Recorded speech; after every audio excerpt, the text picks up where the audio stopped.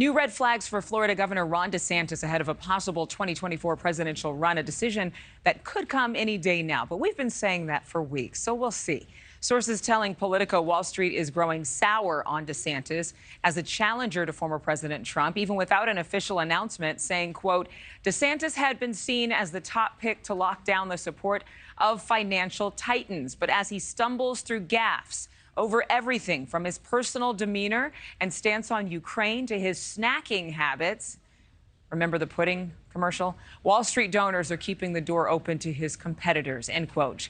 Julia Manchester, national reporter for The Hill, joining us right now. Okay, so Wall Street, how much does that weigh on voters' minds? I know it obviously weighs on donors' minds, but how much does it affect voters, everyday voters?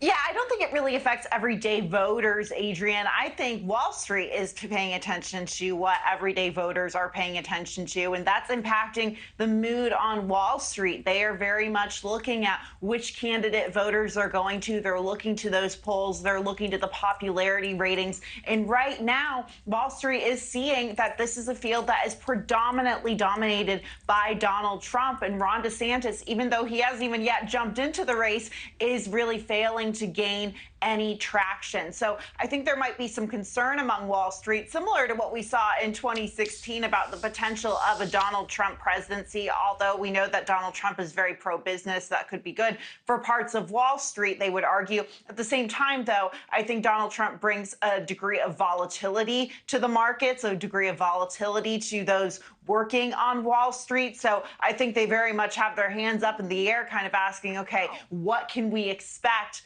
more than a year out? I don't know, Julia. I mean, not to disagree with you, but there are a lot of people who have more Democratic-leaning ideals when it comes to society and it comes to, patriotism, but they have very capitalistic views when it comes to money. There are a lot of Democrats who actually agree with some of Trump's financial or fiscal beliefs. So maybe not as volatile from a money standpoint as DeSantis, who's not being seen as a good investment right now, but still raised more than $110 million.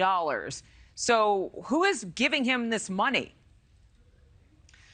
Look, I think you're getting it. I think you're seeing DeSantis travel all around the country meeting with donors. Look, there's a lot of money in politics on the Republican and Democratic side. So he's able to raise this money. But the question is, we talk so much about these big money donors in politics. The question is, where are these grassroots donors coming from? And right now we are seeing Donald Trump still has a hold on many of these grassroots donors. And that means he's doing very well in the polls, or there's a correlation between his performance in the polls and those grassroots donors. But we're talking about DeSantis, not Trump, in terms of how much money DeSantis is getting. Is he getting it? Yeah, I'm saying that DeSantis is getting money from a lot of these bigger these bigger donors. Trump has a hold on a lot of these grassroots donors. Okay, gotcha. Needed some clarity there. Thank you, Julia. We appreciate it. Thank you for watching. Go to newsnationnow.com to find NewsNation on your television provider. And don't forget to click the red subscribe button below to get more of NewsNation's fact-driven, unbiased coverage.